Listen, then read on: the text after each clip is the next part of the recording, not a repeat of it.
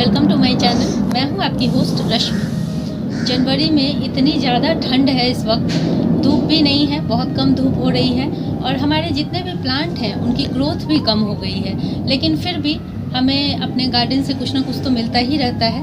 तो आज मैं भी थोड़ी सी हार्वेस्टिंग करने आई हूँ, देखती हूँ मुझे अपने गार्डन से क्या क्या मिलता है।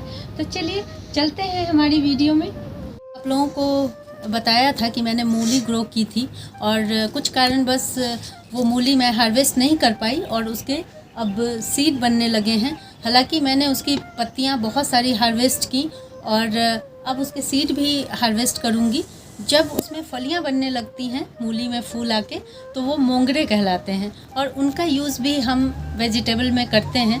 कुछ सब्जियां ऐसी होती हैं जिनके स्टेम भी खाए जाते हैं, रूट भी खाए जाते हैं, लीव्स भी खाई जाती हैं और उनके फूल और फल भी खाए जाते हैं। मूली उनमें से एक प्लांट है। अगर किसी कारण बस आप हार्वेस्ट नहीं कर पाते हैं तो इस तरह उसमें फलियां बनने लगती हैं, मैं आपको अभी दिखाऊंगी। और इसका इस्तेमाल आप सैलेड में, सब्जी में या किसी भी तरह से आप अपने फूड में कर सकते हैं। तो यहाँ पे मूली का प्लांट देख रहे हैं, मैंने तकरीबन सारे लीव्स इसके हार्वेस्ट कर लिए हैं। अब ये मुझे नहीं चाहिए, मैं इसको हटा करके इसकी जगह अब कोई और वेजिटेबल सो कर दूँगी। तो अभी मैं इसको पूरा ही काट लेती हूँ। आप देखें इसमें, हालांकि इसमें बहुत अच्छा ये इसकी फलियाँ बनी हुई हैं, तो इन सबको मैं ऐसे ही गुच्छे में ही काट लूँगी। इवन इसके स्टेम जो हैं वो भी बहुत टेंडर हैं, इनको भी हम अपने खाने में इस्तेमाल कर सकते हैं।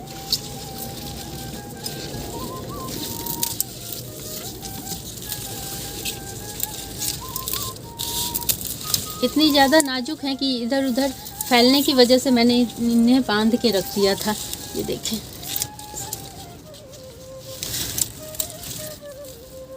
इनको ज़रूर उगाएं, बहुत बढ़िया सब्जी होती हैं ये। और सबसे बड़ी बात कि ये ऑर्गेनिक हैं। यहाँ पे इतने काट लिए हैं और भी कहीं कहीं पे जहाँ जहाँ ये इतने बड़े हो चुके हैं, मैं उन सब जगहों से इसे अभी हार्वेस्ट कर लूँगी। आप यहाँ देख सकते हैं कि कितनी सारी टेंडर फलियाँ हैं और इसी स्टेज पे अगर हम इसे हार्वेस्ट कर लेते हैं तो ये हमारे खाने में बहुत बढ़िया टेस्ट देती हैं।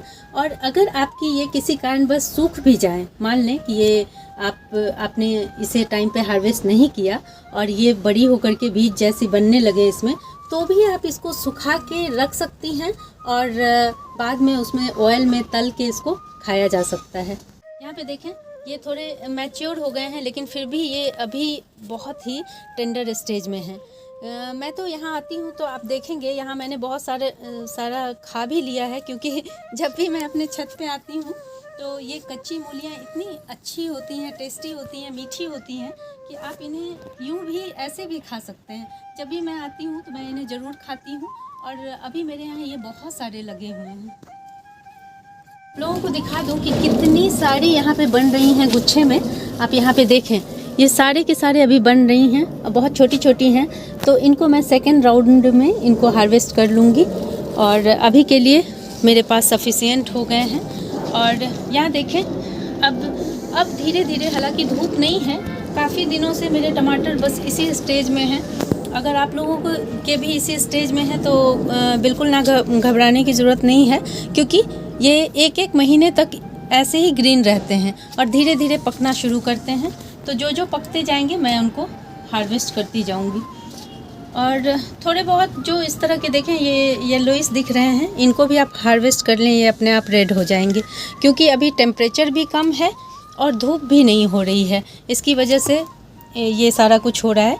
जैसे फरवरी का पहला वीक आएगा वैसे ही आप देखेंगे कि सब आपके जो ये प्लांट भी थोड़े डल दिख रहे हैं, ये सारे ठीक हो जाएंगे और आपके टमाटर भी रेड होने शुरू हो जाएंगे।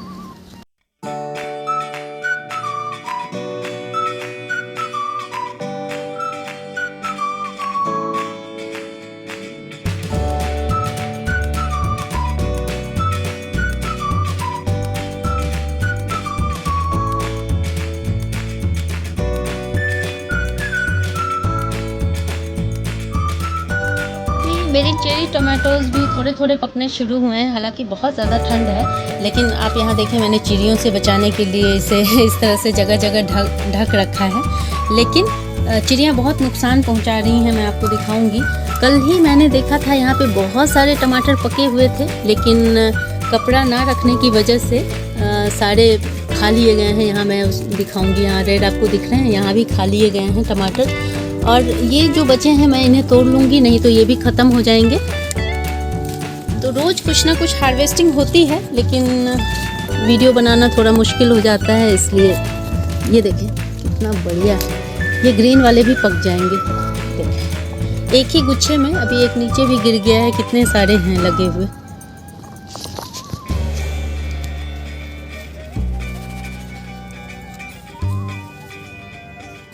यहाँ देखें, यहाँ भी कुछ चेरी टोमेटोज मुझे कल दिखे थे जो अब रेड होने लगे हैं। ये देखें, इसको भी मैं तोड़ लूँगी। ये देखें, यहाँ भी है कुछ जो कच्चे हैं, थोड़े बहुत येलो हो रहे हैं, उन्हें भी तोड़ लें। ये येलो हो जाएंगे, रेड हो जाएंगे 4-5 दिनों में। और तो मुझे दिख नहीं रहे हैं, हालांकि आप यहाँ देख सकते हैं कि बहुत सारे टमाटर मेरे पकने के स्टेज में आ रहे हैं। देखें, और बहुत बढ़िया चेरी टोमेटो इस बार हुए हैं। और आप देखेंगे कि फरवरी के फर्स्ट वीक में अगर मैं इन्हें छोड़ दूं तो ये अपने आप रेड हो जाएंगे सारे के सारे। आज आपको एक यूनिक प्लांट के बारे में भी बता रही हूँ, जो बहुत कम लोग जानते हैं कि उसके लीफ खाए जाते हैं, उसके फ्लावर भी खाए जाते हैं। हालांकि मैंने बहुत पहले अपने एक वीडियो में इसके बारे में बताया भी था। यहाँ देखें आप, ये नास्ट्रेशियम का प्लांट है। नास्ट्रेशियम, ये जो आप फ्लावर यहाँ पे देख रहे हैं ऑरेंज कलर के फ्लावर, ये नास्ट्रेशियम है। और इसके फूल भी खाए जाते हैं और इसके ये लीव्स भी खाए जाते हैं। इसके लीव्स का टेस्ट, आपने कभी अगर मटर के जो प्लांट की नरम पत्तियाँ होती हैं वो अगर खाया होगा आपने कभी, तो आप जान पाएंगे कि उसका टेस्ट जो होता है वो बिल्कुल इसके पत्तों जैसा होता है। तो जैसे हम लोग उसकी पत्तियों का भी इस्तेमाल करते हैं अपनी सब्जियों में, सैलेड में, वैसे ही हम इसका भी इस्तेमाल कर सकते हैं। और आप देखें ये कितना अच्छा प्लांट है कि इसको उगाने में ना ज़्यादा खाद की ज़रूरत होती है, ना ही किसी और तरह की मेहनत लगते हैं। और आपको एक और बात बता दूं कि ये मेरे गार्डन में सालों साल रहते हैं। क्यों? क्योंकि इसके सीड अपने आप ही जर्मिनेट हो जाते हैं। जैसे अभी फ्लावरिंग हो रही है और इसके सीड गिर जाते हैं तो बड़े बड़े होते हैं सीड, और ये नेक्स्ट सीजन में अपने आप, जैसे ही ठंड का सीज़न आता है, ये अपने आप जर्मिनेट हो जाते हैं। तो आप यहाँ पे जितने भी नास्टिशियम के प्लांट देख रहे हैं वो मैंने नहीं लगाए हैं, वो सब खुद ही सेल्फ ग्रोन है। अब आप ही बताएं कि इतना बढ़िया प्लांट जिसमें मैंने कोई मेहनत नहीं की है, लेकिन मैं इसके देखें कितने टेंडर लीव्स हैं, इन सब को तोड़ लूँगी। बिना खाद का इतना बढ़िया ऑर्गेनिक सब्जी हमें मिल रहा है, इसको अपने खाने में ज़रूर शामिल करें, बहुत न्यूट्रिशियस होता है। और मैं तो कहूँगी कि आप इसके फूल को भी अपने सैलेड में डालें।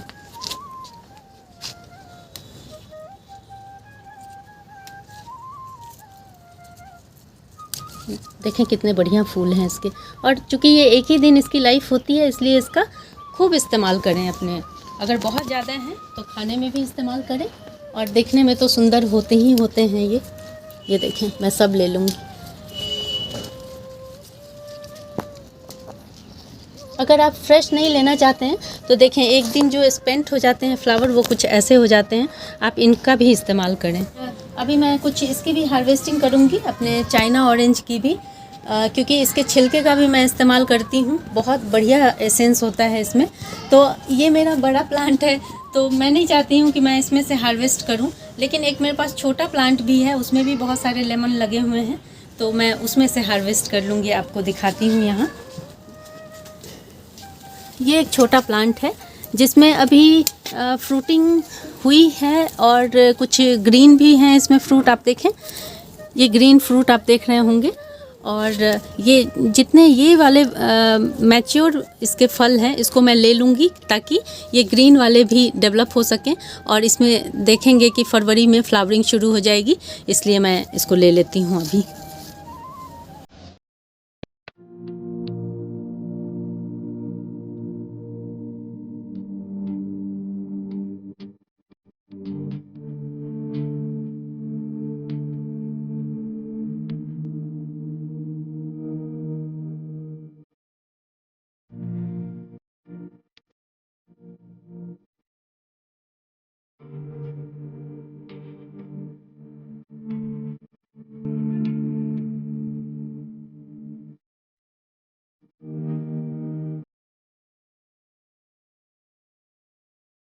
यहाँ देखें, यहाँ पीछे आपको दिखेगा ये पोए साग का प्लांट है, मालाबार स्पिनच जिसको कहते हैं, ये वाइन है।